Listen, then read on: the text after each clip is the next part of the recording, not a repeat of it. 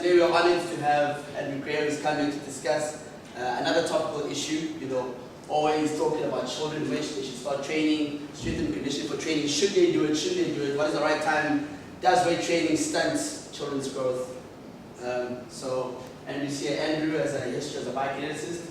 He's worked with the likes of Bafana, and at the moment being the head trainer at the Hellenic Academy. So very honored to have Andrew here today to talk about strength and conditioning for teenagers. Thank you. Thanks very much. Firstly, thank you everybody for taking some time out this evening.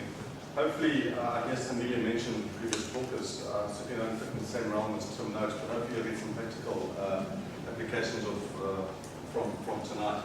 So the reason for having this talk is, in my line of work as a biokineticist, it's something that I come up with most of the time. My main focus is on children generally between the ages of about 12 to about 23. And my practice is inundated day in and day out by children that either don't train or are training incorrectly. And it includes across the board, male and female. So the reason for having this talk is to try and dispel some of the myths that are out there. And I think some of them is perception. I'm a parent as well, so I understand as a parent what the perceptions are about strength training and conditioning and what you think. But also some of them are as an ex-rugby player or as an ex-sportsman. And so we always feel, well, I didn't do this, therefore why do you need to do that? And hopefully tonight we can dispel some of those rumors and just sort of set your minds at ease. I think to start with, and it really might sound quite basic, but we need to come across two quite simple definitions. One is childhood and one is adolescence. And basically childhood is the developmental period of life from infancy to adolescence. And when you get to adolescence, you go through something called puberty, which we all know is not a very nice time. And if you've got kids, you'll know that it's a particularly uncomfortable time for them. But from a physiological point of view, the puberty stage is a stage when your body is going through massive growth and massive changes. But it also provides itself with windows of opportunity for you to be trainable. So while from an injuries perspective, your risk of injury is much higher, at the same time, your training adaptability is much higher at the same time. And adolescence is just that period afterwards. So before we really get into it, we just need to understand, is physical training or physical fitness or strength training, is it actually something that is relevant in today's world? And the World Health Organization would tell us that inactivity is a major problem. And this is not only related to children and to adolescents, but in the world at large, for growing populations like the South African one, it is a massive problem.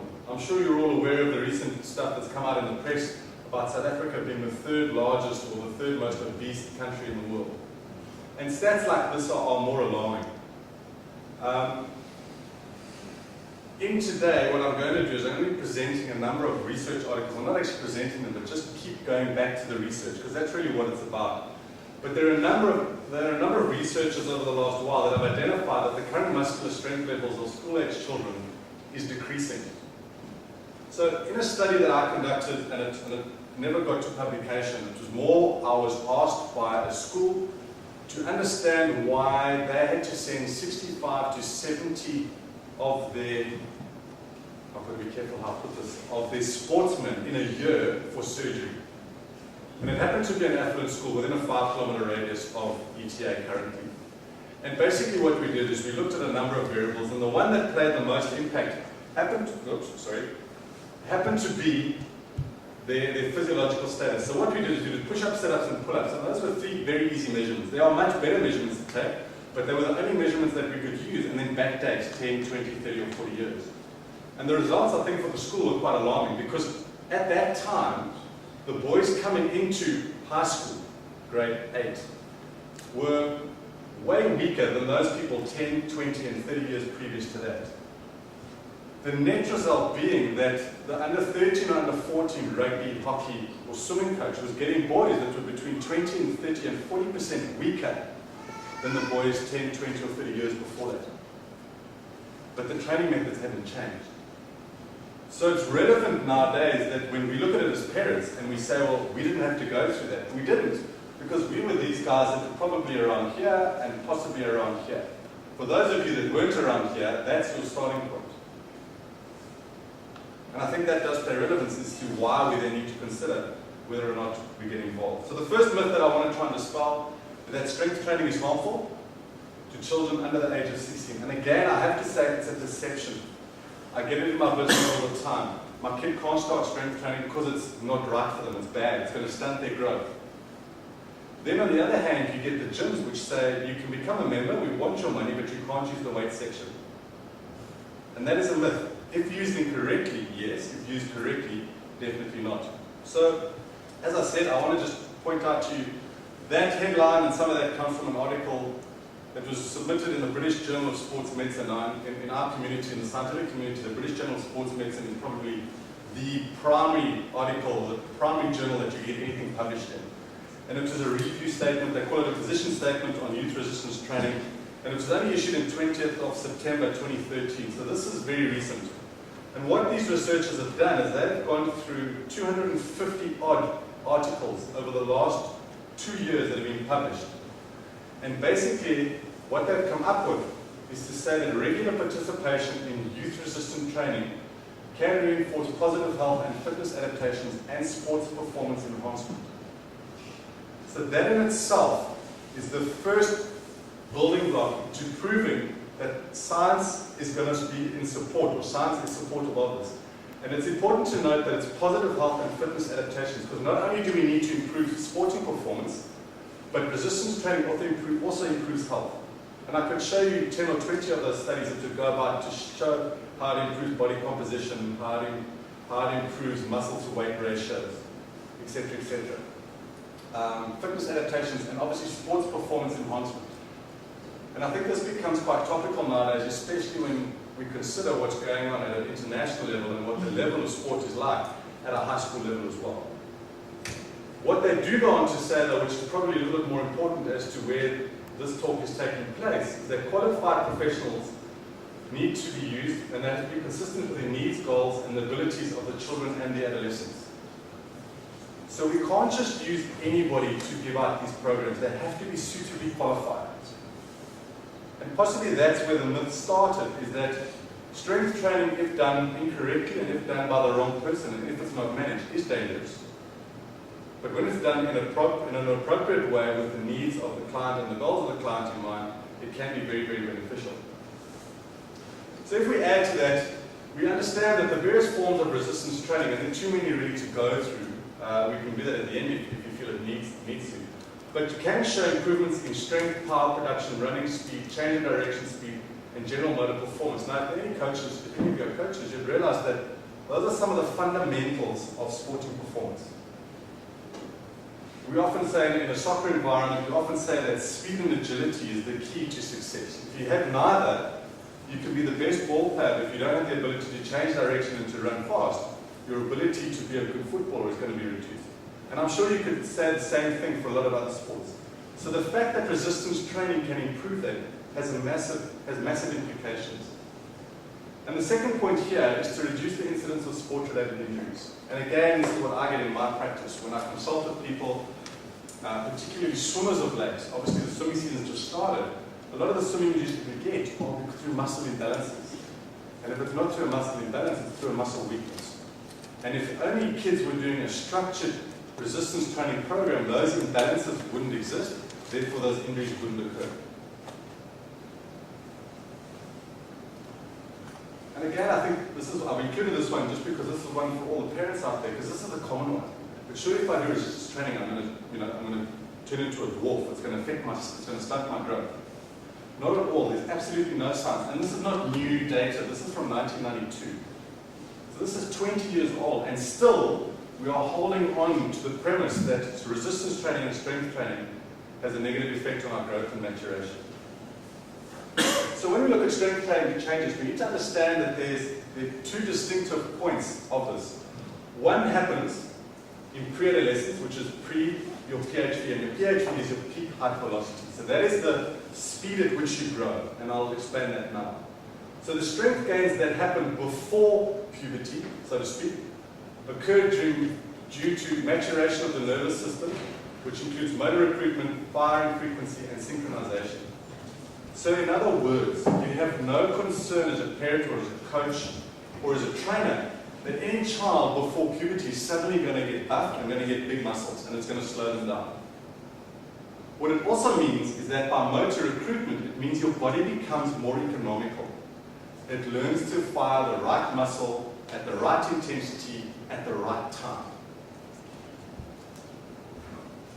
The firing frequency and the synchronization. And the synchronization refers to when I run, I use my glutes, my quads, and my calves. And how do those interrelate? If my calves contract too early as opposed to my glutes, my running style will change and I'm becoming less efficient. And so the first part of our strength work increases due to this sequence of events. In the latter part, in other words, once you post-puberty, it changes, and I'll go into that a little bit more just now. So this is just a graph just to help you out. So if we've got performance in terms of strength variables coming up that axis, and we've got time over this axis, the green line is with strength training, how your strength improves. The purple line, this one here, happens to be neural adaptation. So that's the adaptation that I was talking about, where your body becomes more efficient, your nervous system becomes more accommodating to the weights that you're lifting or to the performance that you're trying to achieve. The slower part, the blue line here, is the hypertrophy. So in other words, in any strength training program, the first part of strength improves because your muscles are not getting bigger, but because they're learning to fire better. Only from 6 to 8 weeks does muscle hypertrophy tend to take place. And in a junior athlete, before their puberty or their growth spurt, that doesn't happen. The majority of the strength happens because of this neural adaptation.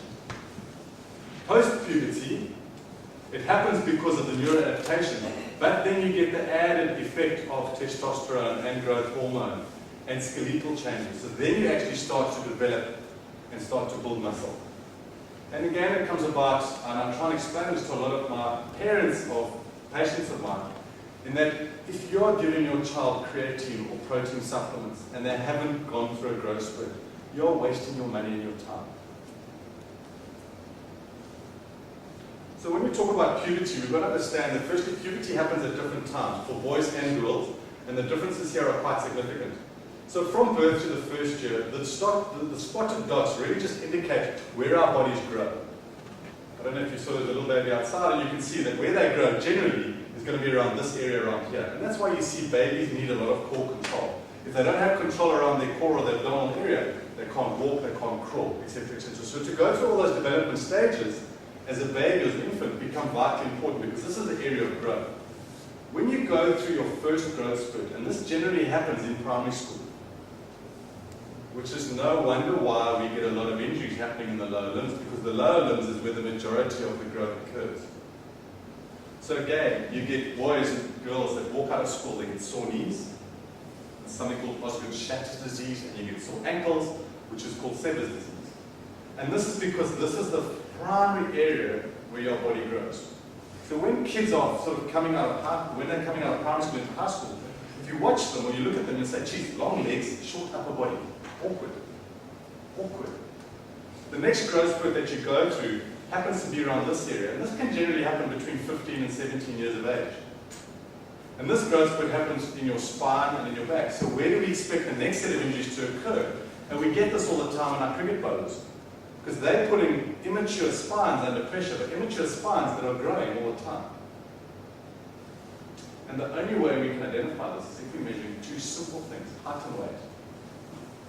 So how do you understand when your children or your athletes or your son or daughter is going through a growth spurt? All you've got to do is you've got to measure their height and weight. Because if you suddenly find they've grown a centimetre in a month, you can understand, and they are within this range as a girl or in that range generally as a boy, you can understand that they are starting to grow, they're going through a growth spurt. Therefore their training needs to be adapted to avoid injury. And you can see this. This is just a graph depicting that although we say that the majority of the growth happens in a boy at about 14 and in a girl at about 13, there are lots of variations of this. And that's basically what you see. So all of you would have had clinical cards when you were babies, from 0 to 1 month, 1 to 2 months, 3 to 6 months, etc., etc.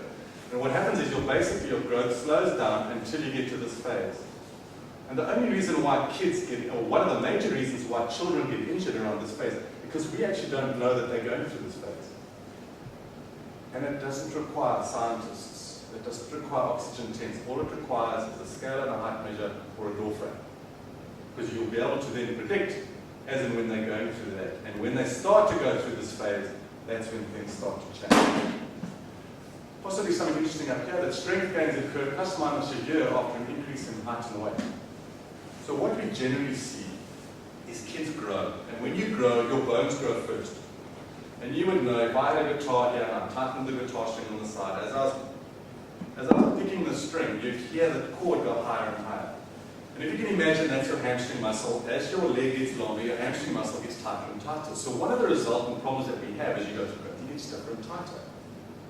So we understand that kids that are going through this phase here, their bones are growing, they are going to get tighter. The other problem that we see, and I'm sure I know some of you are soccer guys and there are probably some tennis players as well, but as you grow, your arms grow. So now, if you're catching a ball, I'm used to putting my hand in that position, and I know I can catch it because it gets me in the palm of my hand. Now, all of a sudden, your arm is not that long, it's a centimeter longer, so instead of being there, it's now there. So now I feel like I've got two left hands. Now, all of a sudden, nothing feels normal anymore. My coordination goes. You get a lot in soccer, because all of a sudden, the guy's feet is an inch bigger than it was the year before. And now it looks like he's goofy foot.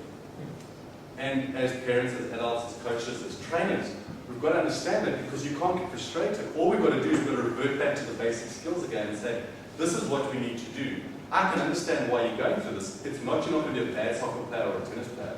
You've just grown and your body has to get used to its new leg. And so train around it. Okay, I hate to put this picture up, but I've done it on a couple of occasions. Unfortunately, that tall thing over there was me. So if you can understand, we're all 13 years of age. This is a Southern Transvaal soccer. And we're all the same age, except for the him and him, obviously. But we're all 13 years of age, and that's the difference in height. So clearly I was really mature, and my peak height velocity reached me in standard 3 and standard 4. Everybody else wasn't there. So that's the differences that you can find if you're an early developer versus a late developer. And very often, our selection at primary school level happens because of a guy like me being an early developer. So I develop the skills and I use my size to my advantage. But by the time we get into high school, all these guys are pretty much the similar age. And then it becomes open game. Because then everybody relies on their natural skill or their physical skill, or their physical ability. Just one interesting here, I'm going to get to this here. This chap over here is a chap called Wayne Ferreira. And Wayne Ferreira at primary school level and at high school level represented Transvaal in tennis, soccer and cricket. And he really could have chosen one of the three sports. This chap over here happened to be a chap called Jimmy Cook. He played for South African cricket. He also played PSL First League soccer at the same time. Okay, so when we look at resistance training and the guidelines for adolescents, what we generally prescribe is we want to prescribe bodyweight exercises. So again, if you've got a picture in your mind of a gym, I know the Virgin Actives are probably the ones we all got to go on, but just picture a gym, you've got these big weight sections with the big machines, that's not them. Bodyweight exercises are squats, lunges, presses, and pulling movements. So when we talk about resistance training, it's not gym training, it's resistance training. I could use a band, I could use a frame, I could use a towel, I could use a heavy ball, I could use a light ball. There are many ways of doing this. But bodyweight training for adolescents is generally about these 3 or 4 basic movements. Because these basic movements are the fundamental movements for everything else that happens from a strength perspective. So if our squatting technique, unaided, unweighted, is incorrect, if we weight it up and we start using free weights, or we start using dynamic movements, all that we're doing is we're exacerbating a bad technique, and we're teaching the wrong technique over and over and over again. All right, and it's a simple one. All we do is we start from body weight until we can get the right technical aspects of it. We then move to free weights, which has increased muscle activation, and a free weight is like a dumbbell or anything that's mobile. It's not attached to anything. And again, in a free weight exercise, it means that you've got more muscle activation. There's more muscle working. There's a muscle that moves your body, but at the same time, the muscle has to stabilize your body.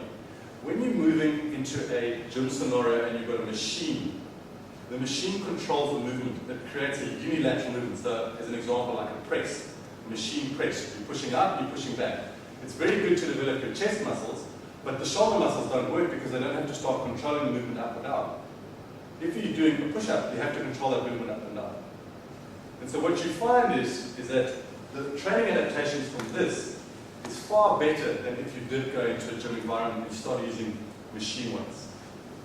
And lastly, we talk about dynamic movements which are multi-joint or plyometric in nature.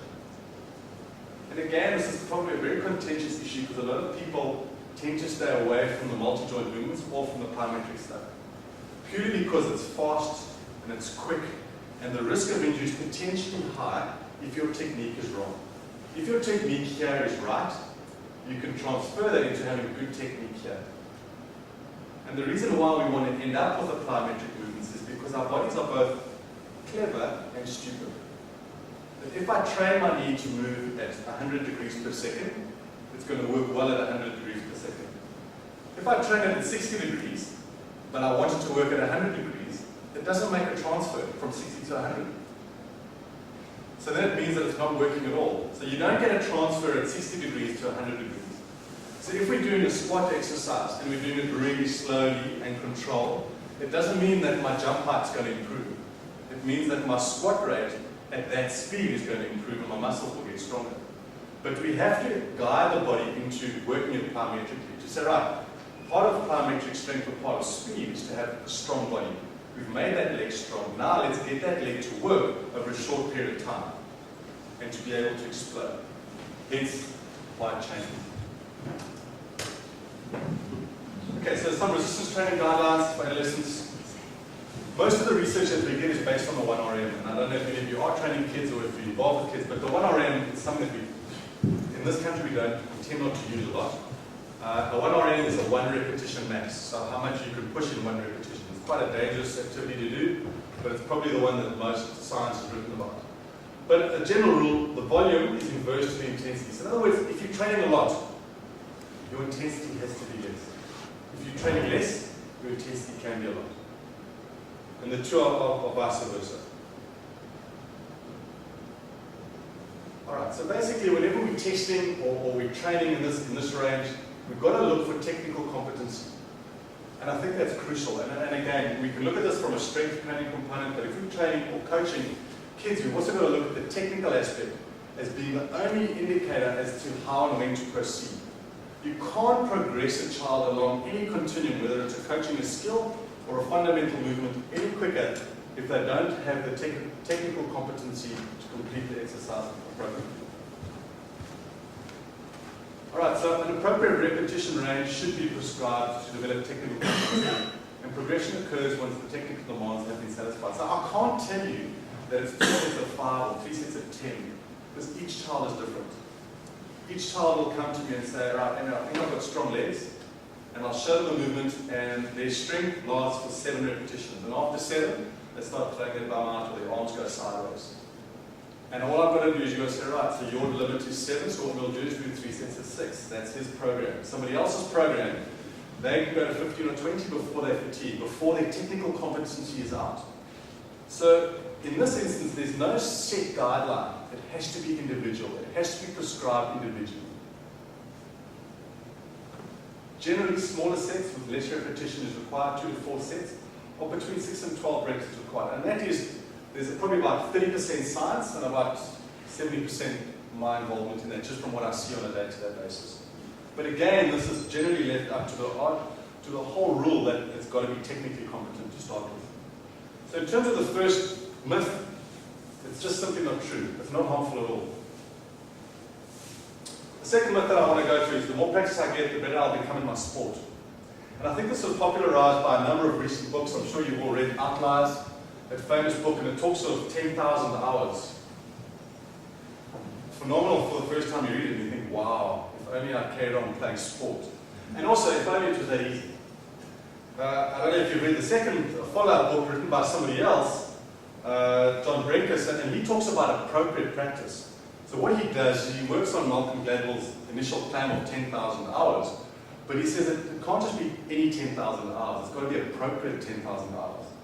And part of what he starts to mention here in this, he says there's certain times in people's growth and development where you're more aligned to developing certain physiological characteristics. And he gives numerous examples. The one example which I remember quite clearly was a table tennis player. And he was a chap that was born in the UK, and he spoke about having a garage. He didn't have enough room to move in the garage. So the table tennis table, basically, he had this amount of movement, and then the table started here. And this guy learned to play table tennis like that. So his hand speed for 2 years was incredible, because he didn't really got an opportunity to move back and watch the ball. So all he did is he did this all the time. That's how he played against his friends. So it was appropriate practice. So in my practice at work, what do we see? So I see an under-16 cricketer who goes to one of the local schools. He has 2 practices a week. He has 2 club practices. He has 1 individual coach a week. And he has 2 games a week. He's going to get his 10,000 hours in. Is it appropriate? So when I ask him, what do you do at school? He's a bowler. What do you do at school? I bowl. Well, what do you do when you bowl? I bowl for an hour. What do you focus on? No, I just got a bowl. So when you look at the appropriateness of it, what is his focus? He's just bowling for the sake of bowling because there's a batsman and he needs to bowl. Whereas there are very, very specific guidelines here. Cricket South Africa released guidelines. 12 balls is a warm-up. Another 12 balls, bowl out, another 12 balls, bowl in swing, and then bowl, exit ball, and then stop. The problem is, in a coaching environment at school, it's quite difficult to be that one person that doesn't do that. But that's purposeful practice. He has 2 club practices.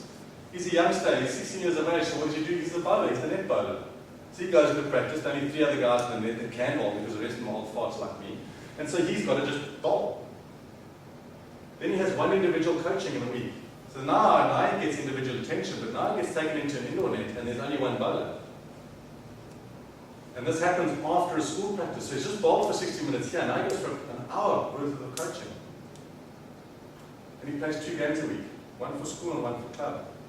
So I say to him, how many balls in a week do you bowl? No idea. How many times do you put your front foot down when you land? No idea. Why is it important? Well, in cricket bowling, you put your front foot down, and 7.5 times your body weight goes through that leg every ball you deliver. Then him and his parents wonder why he breaks down, wonder why he gets a stress fracture in his back. Probably because A, he's doing too much, he's trying to get his 10,000 hours in, but he's not strong enough, his body's not strong enough to manage the load. Another example, an under 15 swimmer, 50 and 100 meter swimmer. Now I have multiple issues with this, and I hope any of you swimming coaches. Damn. Okay, but I have multiple issues with this. So this particular individual swims at school twice a week, and they swim 1.5 Ks. Not too bad. They go to club swimming, and they swim 5 times a week, and they're doing 2.5 to 3 Ks a day. Now, I probably have an issue with this, and I'll get into that later, because this is what we do in South Africa. We want to be better sportsmen, so we must go and play cricket. We want to be better footballers, we must go and play soccer. We don't understand the fundamentals of what lies underneath this. And in this instance, my major issue here is this person is a 50 and 100 meter swimmer. Usain Bolt would not be caught dead running 10 Ks in his life. It's not going to improve his performance. So why then would we ever expect a swimmer to go and swim 2.5 to 3 Ks using a totally different set of physiology to what they should be doing in their race? So you're training down here and you're competing up here. Our bodies are much more intelligent than that, or much more stupid, depending on how you want to look at it. And the coaches will tell you they need to get the feel of the water. I'll get you feel of the water in half an hour.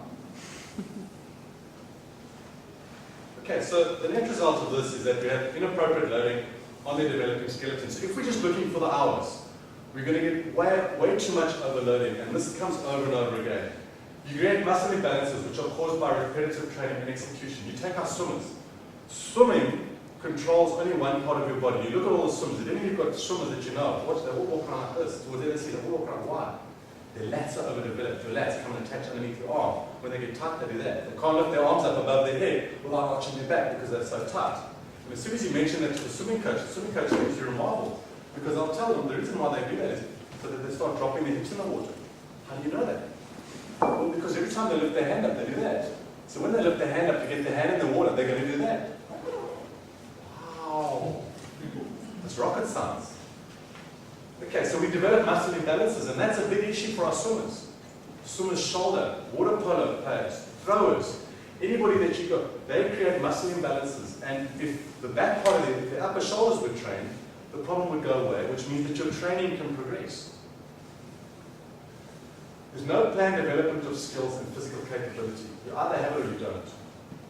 So if we look at our junior athletes across the board, there's no plan. If I look at the schools, the school system at the moment, I have to say, is terrible. Because there's no planning on progression or development for children. I want you in the A team and I want you there now. And if you get injured, I'll choose the next guy and I want him there now. If you don't show the ability, you get the B and the C team, and unfortunately the B and the C team coach actually they're not as qualified, or there's just not that interaction with the coach that there should be. And that becomes a major issue, and I'm going to tell you just now. And then the last two here are injury and burnout. These two in the slide just now, I want you just to remember, because these two are the main reasons why we have such a high number of kids playing sport in primary school and an ever-decreasing number of kids playing sport in the high school. So, in South Africa, 1% of your under 13-18 players will play in under 19-18. 1%. So if you're looking at the 13A cricket or hockey side, that's one player that's playing under 13 will play under 19. So surely our system's not working correctly. And less than 10% of school provincial players play representative sport after school. So if you're looking at a rugby side, you're looking at, let's say, the Western Province under 19 rugby team. Out of 15 players, 1.5 players will play representative rugby after school. What happens to the rest of it? A large part of them get injured because they don't have the physical capacity to deal with it, and the other half receive burnout because sport has been competitive from an early age. So the more practice I get, the better I'll become in my sport. It leads to injury and unfortunately early retirement. So the third myth is I should specialize in one sport as early as possible. Now, hopefully we all know this is. He studied at Stellenbosch University. He got a scholarship to go to Stellenbosch University, a sporting scholarship. It was for cricket. It wasn't for rugby. Not performing particularly well at the moment. But again, he represented his high school at rugby and at cricket. I could go through a number of players. I could go through soccer players. I could John G. Rhodes, Mark Barcher, Wally LaRue, South African squash player, prop. So the point for putting these here is that specialization in one sport from an early age does not equate to what we see at our national level. When we look at our national players, these guys are just very good all-round sports people. So they haven't chosen one sport. Jacques Kallis did not choose cricket as a 12-year-old. Jacques Kallis played every single sport that he could do. What he did do is he spent all of his afternoon playing cricket, rugby, soccer, football, athletics, messing around in the back garden, street soccer. All he did was he jogged, he played, and he got to learn basic movements. Andy, so what about guys like Tiger Woods, Michael Phelps, Rafael Nadal, who specialised at the age of 4? Yeah. Genetic freaks, but I mean, is that not what? Exception rather than rule. Yeah. So then you can look at the Williams sisters, same sort of thing. But if you look at the way that Tiger Woods trained, you find that it wasn't all about golf. There was a lot of other things that his father introduced him to about changing foot position, changing body weight, being able to control his body, strength measurements, etc., etc. So I'm not saying that this is all-encompassing, but those would be the exceptions rather than the rule. Not to confuse you, but just to start in the process, because now we're going to start talking about development models that are out there that are working.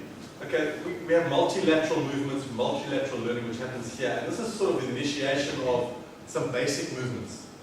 Whereas what we have here on this side is specialized. And again, you'll see in a number of models that I'm going to present now, we talk about some fundamental movements followed by some specific movements. And the various researchers call them different things. But you're going to see it consistently that in this age group, 6 to 14 years of age, this is about developing just some basic movements. So you develop a foundation on which more complex motor abilities can be made. So these are fundamental movements: squatting, running technique, falling, catching, throwing, and balancing. And again, it's an anomaly. How many kids can actually do a bolomakisi, a forward roll? How many kids, and I'll challenge all of you, if you know kids or you're involved with kids, Go out tonight and ask them to do 5 push-ups properly. You'll be horrified. They can't. I've treated a national rugby player who dislocated and broke his shoulder many years ago. And I said to him, right, the first part of your rehab is we're going to get you to do a forward roll. He said, listen, sir, you're wasting my time. I said, just do a forward roll. He couldn't do a forward roll. He was nervous about his shoulder, but he couldn't understand how his body should move. That's an international rugby player. All possible. But the point is, there's some fundamental movements that kids aren't growing up with. We don't climb trees anymore. We don't rough and tumble in the back garden. And if you don't get those movements, the problem is those movements then you're starting to learn here, and we don't spend time here. Schools don't spend time. Physical education is laughable at the moment at the majority of schools. So when we come into this area here, we have specialization in specific sports and their positions. And that generally should happen for about 15 years. So one of the models which is receiving a lot of popularity at the moment is called the long-term athletic development model. And that would be produced by this chap. And basically what they've got here, they talk about physical literacy, which effectively should be what physical education is about at school. It's not about getting a soccer ball or a rugby ball and getting told to go outside for 30 minutes and go run around. It's about teaching kids some basic fundamentals of movement. And we talk about fundamental movement skills and fundamental sports skills. So a sporting skill would be catching and passing and throwing. A movement skill might be running, changing direction. And these are all things which we need to start concentrating on. And this is a very comprehensive model as you move up the table. And it starts to change because now we start building physical and mental capability. And if you're using models like this and the one before, you start to understand that there's a process that our schools should be going through. And if you're training individuals, there's a process that we should be going through here as well. So if you're training a soccer team and you're dealing with kids under the age of 11 or 12, you should just be throwing a ball at them saying, guys, go and enjoy it. Can you run? Can we introduce you to running, speed drills, training drills? Get them to throw and catch, because it's being able to move that's going to create a wider educational base or physical base for them to work on. So a little bit more specifically, in this, using the same model, what they've done now is they've related everything to a chronological age over here, and they've highlighted 5 different aspects: agility, speed, power, and strength, and hypertrophy training. And if you just remember that, they say that your body is going to be most adapted, the window for this is going to be between 12, 13, 14, 15, and 16 years of age. So what they're saying here is that your body is going to adapt to this type of training better when done between those age groups. The lighter one, the lightly shaded one, is saying that this builds into this, and these should be introduced from 5, 6, 7, 8, 9, 10 years of age. And for girls, it just happens at a slightly different scale, a slightly different time. Girls, as we know, are much more intelligent than guys, and so they develop quicker. And so their age groups are slightly earlier. But the keys are the same here. It's not to suddenly introduce agility training when they are only 17 or 18 for the first time, or speed training when they're 18. The speed training needs to be done between 11 and 12 years of age. And the sooner we introduce it, the more we can then concentrate on the sport-specific skills, and the sport-specific skills should then start happening somewhere around here. What this model also talks about is unstructured, and the different types of structured play. So they talk about unstructured activity happening down this end. So when you're 3 or 4 or 5 years of age, it's not about getting a ball out and regulating and put bibs and cones and all that. Hey, just go and jog, go and have fun, provide them with opportunities where they can jump on things, they can throw things and catch things. It's about having fun. This is low structure. This is moderate, this is high structure. And this is when things become a little bit more competitive as well. So if you take that and you put it onto another graph, in terms of females, this is peak height velocity, so that's the height of their growth spurt. And we're looking at speed and suppleness happening around here, skills being trained around 9, 10, 11 years of age, and so it goes on. And if we look for these window periods, we'll realize that our body is more in tune of adapting at those particular times. So as a youngster, and I often get asked this question, are males generally less supple than females? Well, no, they're not, but males just don't concentrate on flexibility as much as females do. So we're all born, and if any of you have got twins and they happen to be 3 or 4 years of age, go look at their flexibility. They both can touch their toes and put their heads above their head. if one's a boy and one's a girl. When they get to 6, that's not the case. And it's not a genetic thing, it's just because boys tend to choose those sports that are more strength and power based, and girls tend to choose those sports that are more flexibility based. And so it changes. But these are windows of opportunity that we have in terms of a greater awareness in our body to grow and develop. And interestingly enough, Cricket South Africa have taken this on, and they've identified the ages of 6 to 7 as being very crucial times of teaching catching and pass, or catching and throwing. So what you may find currently is you may find Baker's mini cricket, which is the popular way we get kids to start playing cricket, is very focused at the moment on catching and passing and throwing a tennis ball. And it's done because that's the age where your body is most suited for it.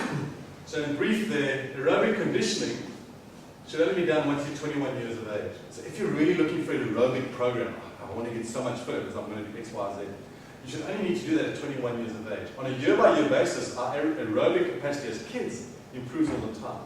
That's not our limitation. Strength and power, pre your peak height velocity, increased strength through neural adaptation, and post is due to hormonal factors and skill changes between those times. So again, if you're looking to supplement, which is a swear word in my line, but you're probably looking to supplement between those years. But again, a natural, normal diet is sufficient enough to provide you with the nutrients that you need. If you're looking at speed and agility training, there are 2 window periods. One is between 5 and 9 years of age, and the other one is between 12 and 13 years of age. And the 5 to 9 is because there's a central nervous system adaptation that takes place. So if between these age groups you're not active and you're not focused on it, you miss that opportunity to develop speed. You can get it again when you're over here, but you've really lost the first little bite of the cherry. So another model is developed by a chap called Coates, and he spoke about deliberate play and deliberate practice. And again, we come about this deliberate play, so it's unstructured, it's fun, it's intrinsically motivating, you get immediate gratification, and it looks for maximum enjoyment. And I would challenge you to go and find that at any junior school in the Western Cape currently, whether you see this on the side of the cricket field, rugby field, swimming pool. I challenge you to go and find it. And what they did in this particular model, they talked about 3 phases: sampling, specializing, and an investment phase, where, again, if you think about that first model we went through, it's just adding one layer onto the other, much the same as the other one. You start out with some just fundamental movements, movement skills, and you build it up. So you start with high amounts of deliberate play and low amounts of deliberate practice. So the impetus is not on the coach. The impetus here is more on the kids learning about their own bodies.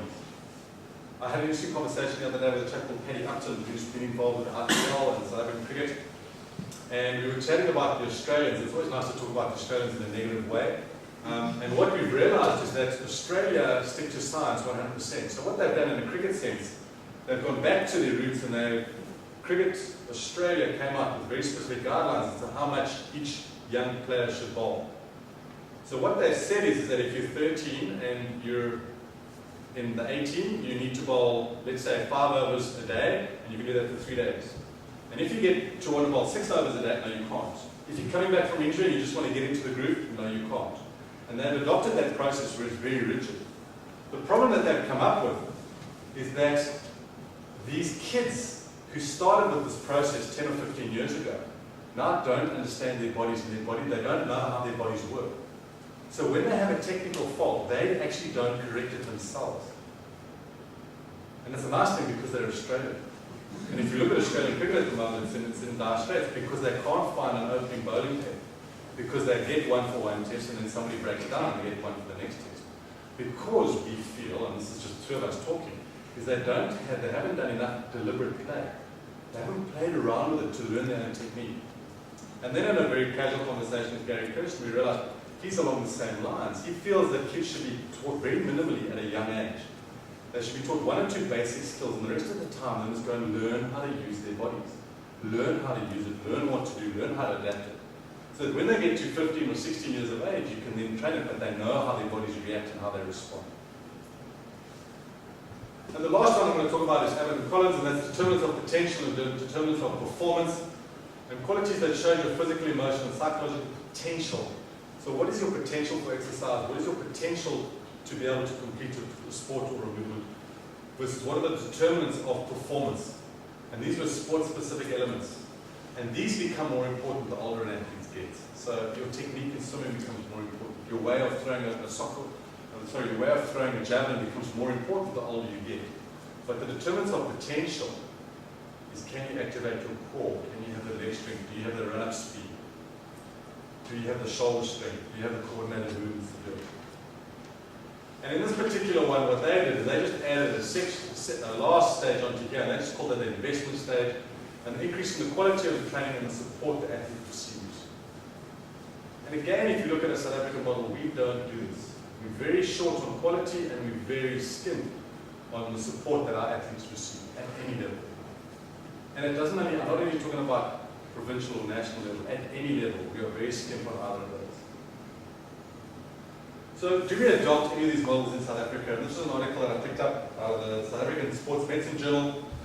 It revolves around rugby, which was released earlier this year. And it basically goes to show that in South Africa, this is the number of South African rugby players we have at the various age groups, and that's the total rugby players we have in South Africa.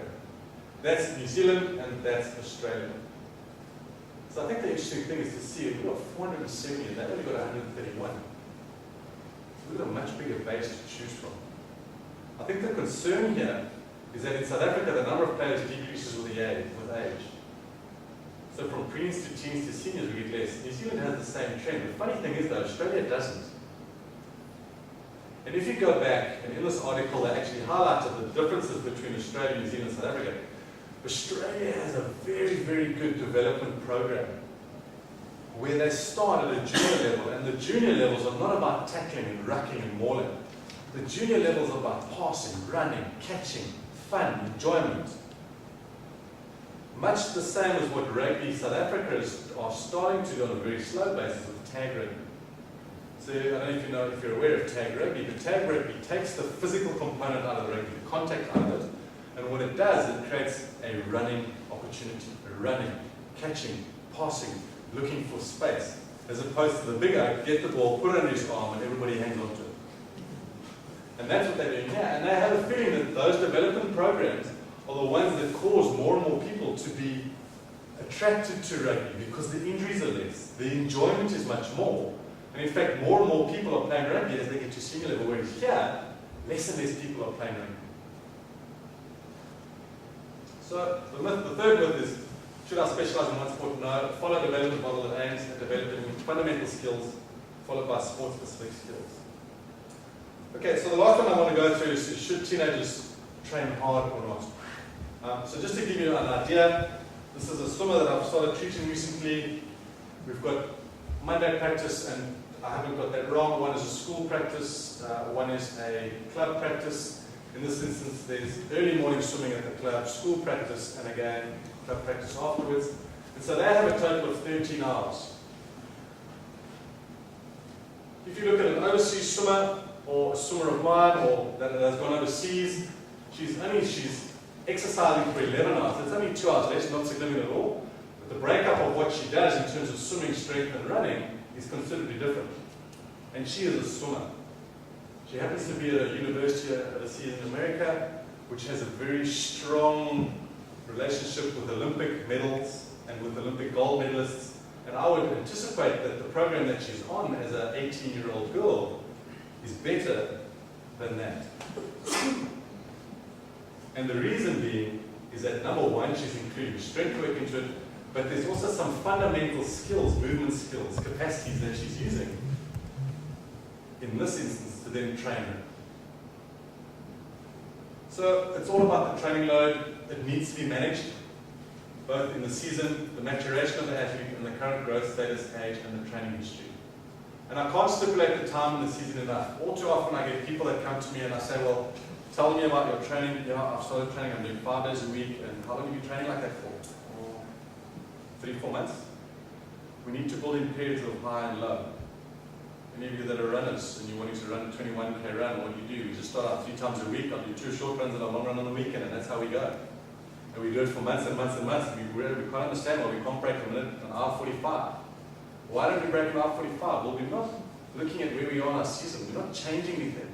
We're not working it harder and then bringing it down again. The only way we do that is when our body breaks down. So our body gets cut full of us and then says, right, you know what, I'm sick and tired of you, you're going to get injured. Boom, my hamstring goes, I get a cold, I don't recover from my cold quick enough. So our body has ways of measuring, and sports science has ways of doing it. We have ways of measuring athletes that are overtrained or that are training too much. We measure heart rates, simple. You get up in the morning, you measure your resting heart rate for 10 days, and you get an average, and you carry on training, and all of a sudden you wake up one morning, and you realize your resting heart rate is 10 beats higher than what it was the day before. Don't train that day. Your body physiologically is telling you that it's under pressure. Don't train. Miss one day of training, you can go back and train. You train that day, you get sick, you'll miss 4 weeks of training. Training needs to incorporate all aspects of conditioning, and I cannot stipulate that enough. It's been highlighted to me again and again. Recently, I was fortunate enough to go overseas to the States to be with an athlete, figure skater, and when we look at the training methods that they employ overseas, it's a lot of training. They're doing 4 to 5 hours of on-ice training, but they're also doing off-ice training. They're doing Pilates, they're doing strength work, they're doing speed work, they're doing interval training, they're doing training your brain, they're doing all sorts of other activities because they understand they need to incorporate all aspects of the conditioning, not just one aspect. And that's where we need to learn to apply the 60-40 rule. And the 60-40 rule is quite simple. Spend 60% of your time doing the sport that you're training for. If you're a cricketer, spend 60% of your time practicing cricket. 40% of your time in the 60% of your time, in the swimming pool. The other 40% must be doing all the conditioning aspects of it. Because if you don't do it, you're going to reach a plateau, and one of two things is going to happen. You're either going to get injured or you're going to get burnt out. Or both. So you must train intelligently, and the load must be both monitored and managed. So in conclusion, strength training isn't appropriate and a necessary for successful physical development. And I said physical development because it's not only for sporting performance, it's for general development. If we want kids and adolescents to grow up to be healthy individuals, we've got to get them over that 30-40% weakness that we have given them over the last 20 or 30 years. We have to incorporate some form of strength training. Correct strength training improves power, speed, agility, and ability to complete fundamental movements easily.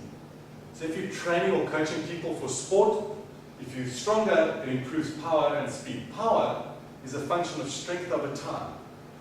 Strength over time. I can have the same strength, I can produce that same strength over a shorter period of time, I'm more powerful. The development model needs to be adopted if you want to ensure that sportsmen and women participate after school. We have such a high drop-off rate from junior school into high school and from high school out of high school.